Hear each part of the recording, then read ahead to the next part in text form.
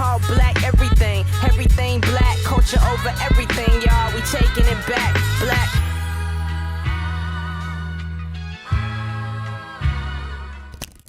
Welcome to Left to Black. I'm your host, Mark Anthony Neal. We're joined today by Professor Sarah Derbew, Assistant Professor of Classics at Stanford University and the author of the new book, Untangling Blackness in Greek Antiquity. Of Untangling Blackness, Simon Goldhill writes, Sarah Derebow's impressive first book is a carefully reflective study, which is also provocative in the best sense, and a significant intervention in the field of classics. She untangles the vocabulary of race, ethnicity, skin color, and identity to let us see the vested interests and misrecognitions of modern scholarship and offers a transformative vision of ancient Greek entanglements with Africa. How are you doing today, Professor? I am well. It is the end of the quarter, so I am done teaching, which I love, but it's nice to have a bit more freedom in my schedule. Understand. I'm doing well. Let's start with your path to Untangling Blackness. I am assuming this was part of your dissertation work. What drew you to this particular subject matter and the framing of this book the way that you have? I think the topic began even before grad school. I went to a high school where Latin was not mandatory, but I studied it because I like languages. And I remember reading the Aeneid in 11th grade. And I was introduced to the character of Dido, who is the queen of Carthage, which is in Northern Africa. And she ends up being such a phenomenal leader that the person who ends up founding the Roman civilization, who founds the city of Rome, comes to her. And it's a love story gone wrong. So it does not end well for her. But I remember thinking, Africa? Latin? I didn't know the two could come together. And that piqued my interest to keep studying it in undergrad. And by the time I got to graduate school, there for one of the big survey courses I had to take, I read about Herodotus's description of people who were the most beautiful and also Black and also divine and also really good warriors about this group of people. And I thought, I want to write more about this. So I went to my advisor and said, I found my topic. You don't need to worry about me. I'm only in year 3, but I'm ready. And she gently told me, there's not enough information in this one text for you to only focus on this one group. So you may want to broaden it to thinking about Black people in all of Greek literature. And that way you can have a thematic project that once you're on the job market, you could also then think about being able to pitch yourself in different ways. So the chapters of my book are each focusing on a particular genre or a particular material culture in ancient Greek civilization. I have a chapter on the Greek novel, a chapter on Greek history, a chapter on Greek satire, a chapter on Greek art. This was really helpful for when I was thinking about what am I a specialist in? I'm a specialist in ancient Blackness, but I can also speak to these different disciplines that made it more conducive for me to have different conversations with different people, both within my field and outside. And I will say one more word about the chapters, Dr. Neal. So you asked me how I structured them and why I structured them the way I did. I end every chapter with a contemporary example from somewhere in the Black archive. I begin the entire book with an example from the African Studies archive, looking at a text about the abolition of the English department in Kenya that Ngugi wa Thiong'o, Henry Owora Nyumba, and Taban Loliang co-wrote together in the 60s. And I end the book with poetry of Langston Hughes and Gwendolyn Brooks, African-American poets, as a way to show that if we think expansively about who we lean on for theoretical help, who we lean on for theoretical inspiration, this can be a way to dismantle some of the troubling hierarchies that I see in the academy, where some theorists are privileged and others are pushed to the wayside. So each of my chapters after the intro really look at the Black archive as a source of inspiration. And I engage with Pauline Hopkins and Susan Laurie Parks and African writers as well, J.M. Coetzee, African-American poet Naomi Magid, as a way to show my readers that these are informative scholars for me, and also people who are traditionally labeled in my own field of classics as well. I mean, since you've kind of leaned into this already, you mentioned early in the book that, if there are fields of inquiry that kind of inform what you do in Untangling Blackness, it's, critical race theory and performance studies. Talk a little bit about who some of the important interlocutors were for you in those fields, right, as you came to the work that you came in Untangled Blackness. The biggest interlocutors when I was in graduate school, I remember, was Daphne Brooks. She taught at Yale University where I studied. Mm-hmm. And I remember reading Bodies of Dissent and thinking, mm-hmm. wow, these are really revolutionary ways of thinking how people can respond in very difficult situations. I paired that with Saidiya Hartman's Scenes of Subjection, and this idea of being able to resist, of enslaved people being able to resist when they were on the auction block by not baring their teeth or by refusing to cooperate, really struck me as ways to try to understand, if not silences in the archives, to understand negations in the archive, people refusing as a way to show action.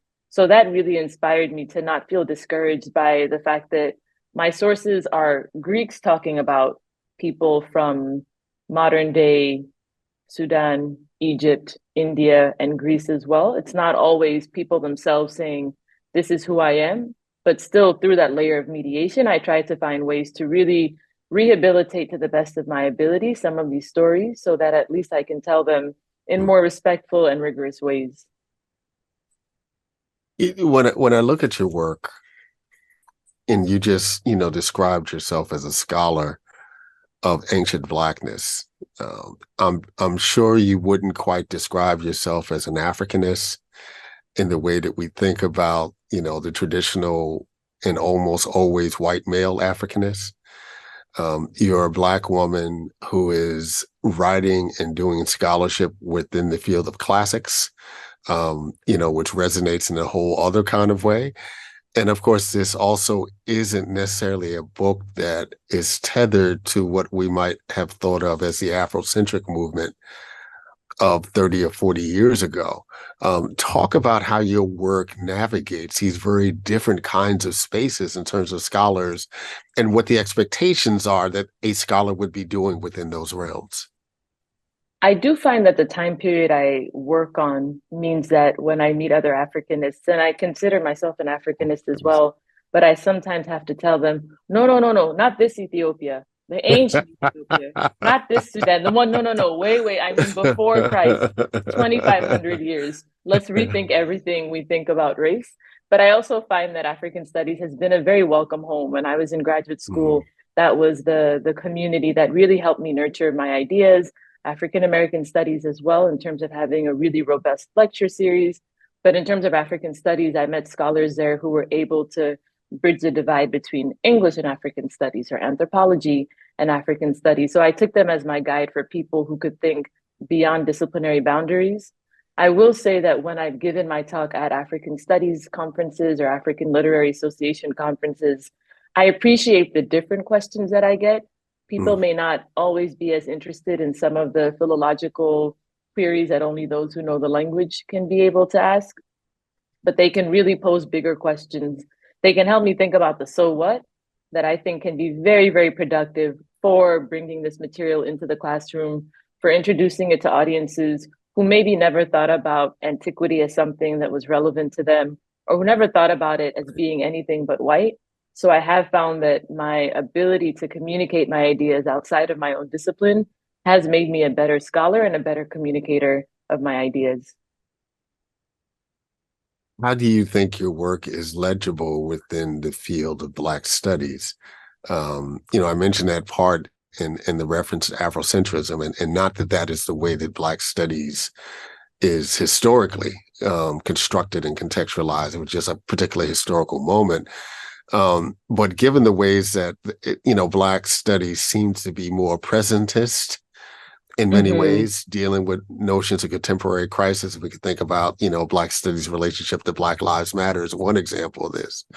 but also in the sense that when we talk about Black history, typically African-American history, these days it typically is more a conversation about, the history of slavery and Black Americans in the 19th and 20th century, right? And almost always in a U.S.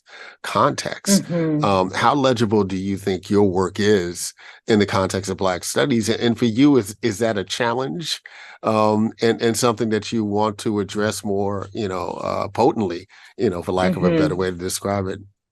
Mm-hmm. I do find that because I was not formally trained in Black studies, as I mentioned, I went to events, but I didn't cross Mm-hmm. list my I didn't cross list my degree because there was honestly no option in my Mm-hmm. graduate school. I don't know any option in the country of a program where you can study classics and AFAM or African, and African studies yeah, I at get the same time. it. So when it's created, I'd be happy to sign up for it, go back in time and do it.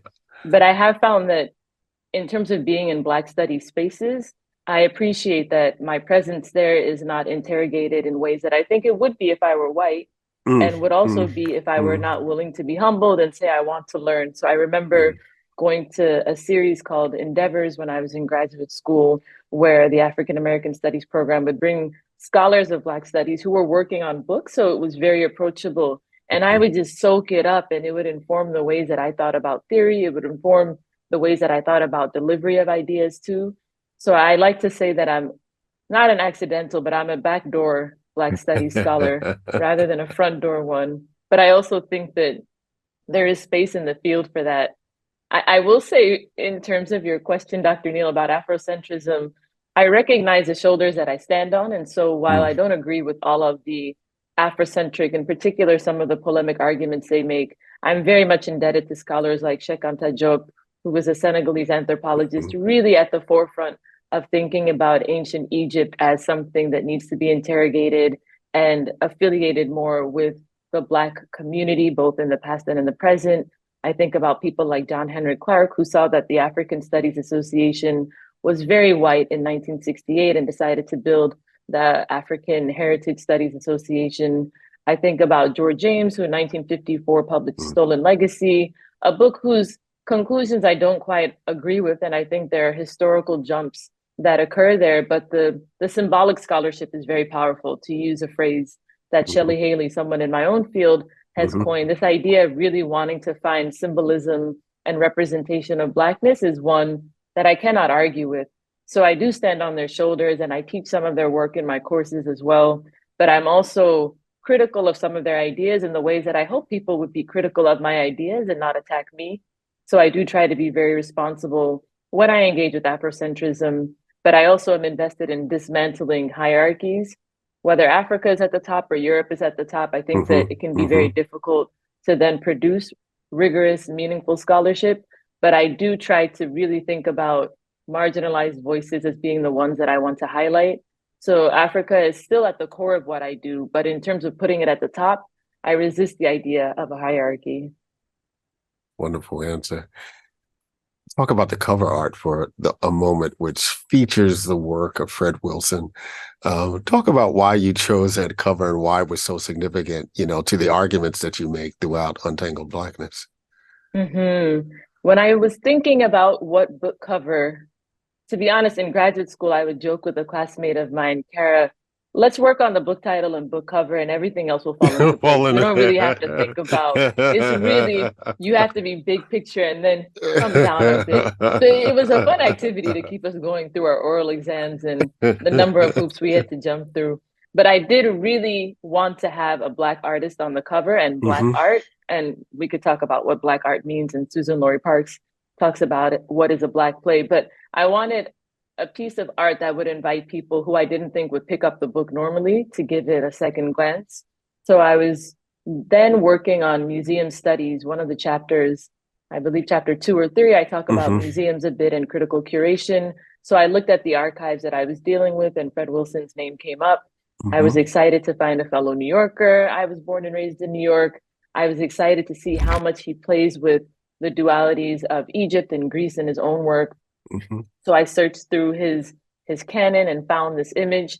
But I will say that he very gently, he and his team pushed me, because when I approached the gallery that represents him to ask for the image, he wrote back through his assistant and essentially said, "Are you trying to whitewash my work?" At least that's how I interpreted it. Wow. Because I do think Wow. that people in the field of classics can sometimes unknowingly or knowingly use Blackness in a very performative or maybe in a financially lucrative way. Book Yeah, covers help to yeah. sell books, but they may not always reflect what's inside of the book.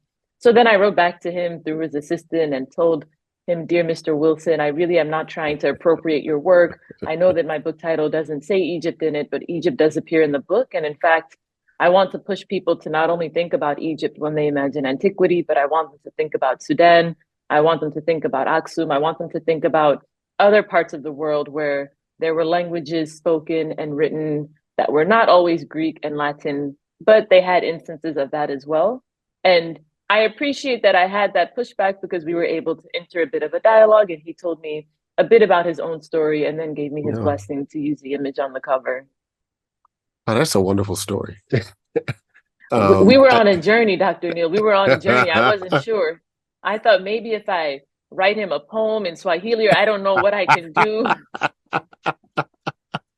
But you know, both the sensitivity, obviously, that he has to his own work and its misuse, but also to engage, you know, what you were trying to do, right? To push your ideas. I mean, I hope that more relationships between authors and when they choose, you know, artists and cover art, that there are more opportunities for those kinds of conversations. You know, my most recent book featured, you know, the work of an abstract painter, Norman Lewis, who passed away in 1979. And I would love to have had the opportunity, you know, to sit down to talk to him about why that particular image that I used was so important to my work and more broadly.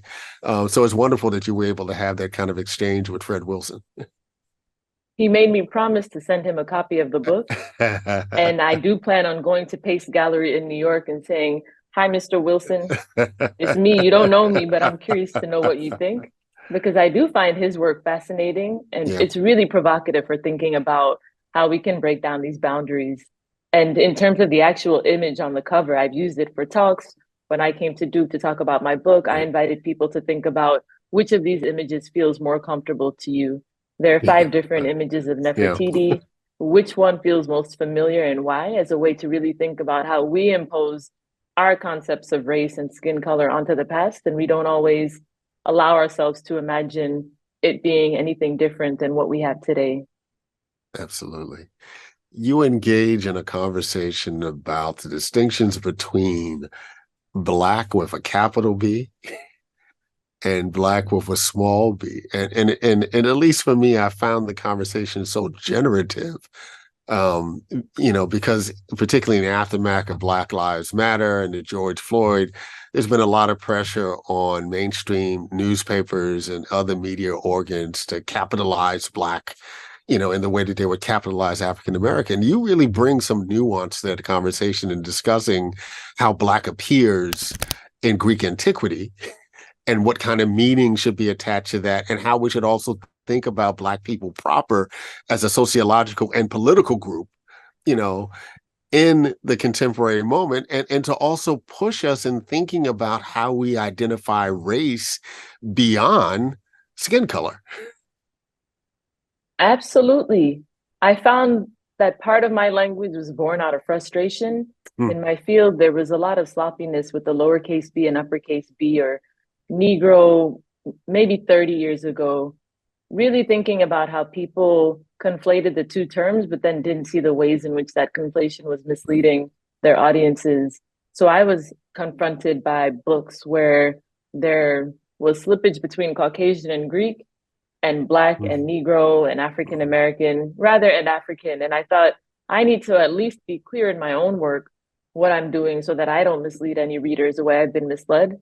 And I will also say that scholars like Frank Snowden Jr., who's a pioneer in my field as the 20th century premier African American classicist, and also one who really worked a lot on thinking about skin color in Greek antiquity, he would write to newspapers as well, similar to Du Bois, and say, we need to capitalize the N of Negro because this is a group.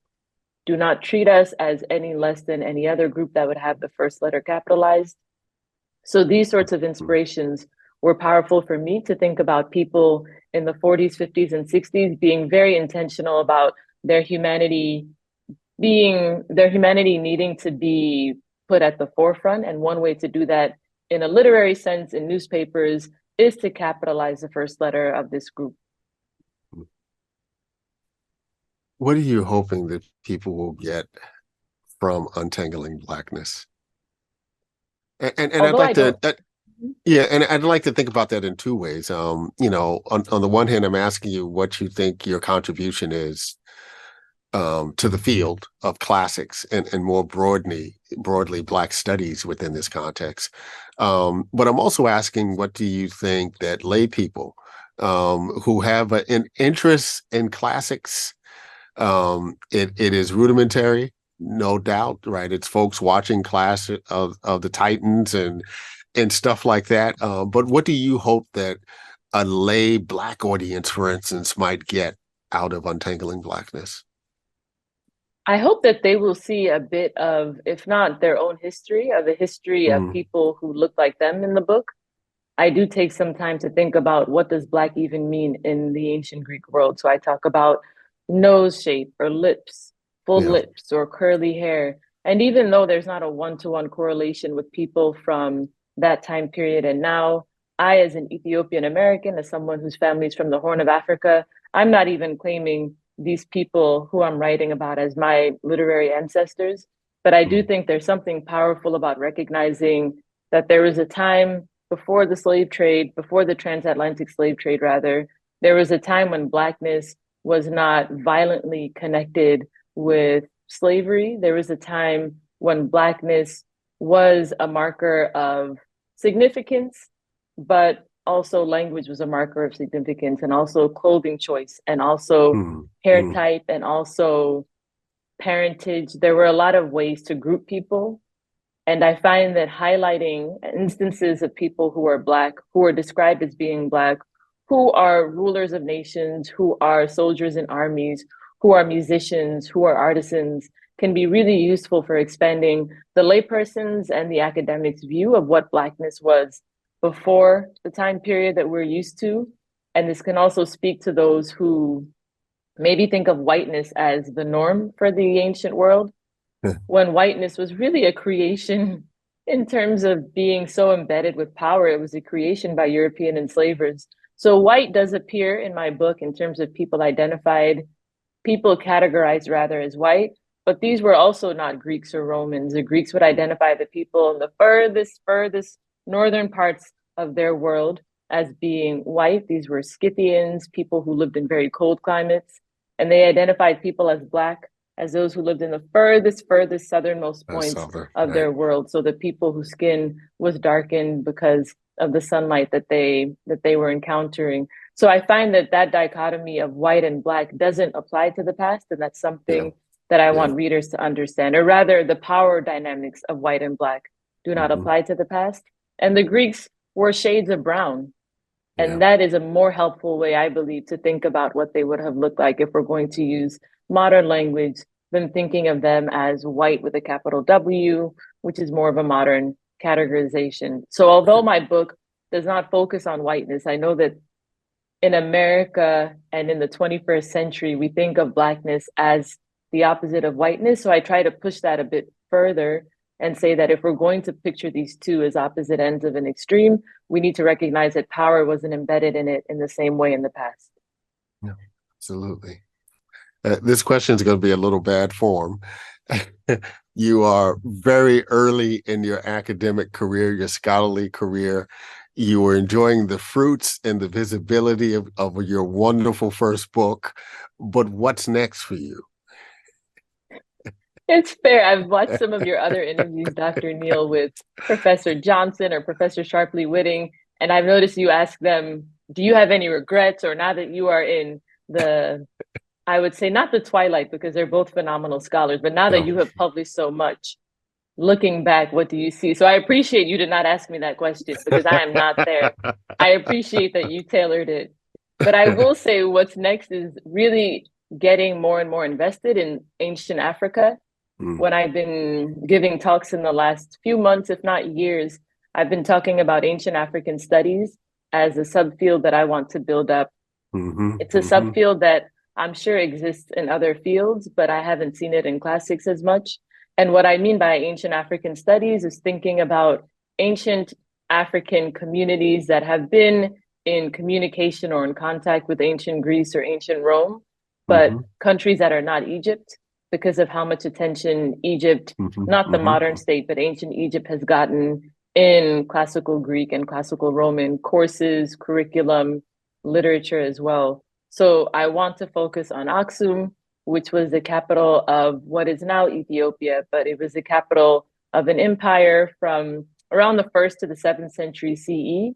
It was the capital, it was an empire rather, that ended up taking over what was then called Nubia, which is what I focus on in my first book. So it's building off of the demise of Nubia leads to the rise of Aksum.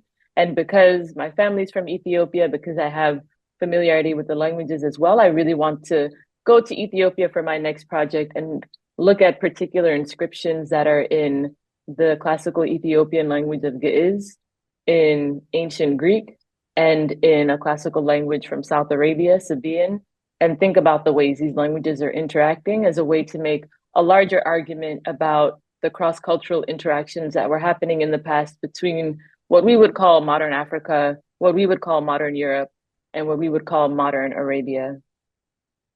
I am excited and looking forward to the contributions that you're going to make and the interventions that you're going to make. You've been watching Left to Black. I'm your host, Mark Anthony Neal. We've been joined today by Professor Sarah Derbew, Assistant Professor of Classics at Stanford University, the author of Untangling Blackness and Greek Antiquity, published by Cambridge University Press. Thank you for spending some time with us today. Thank you. Black lights and booze burn when I record for Watts, and every black like Troy Davis who never had a fair shot. All black everything, everything black, culture over everything.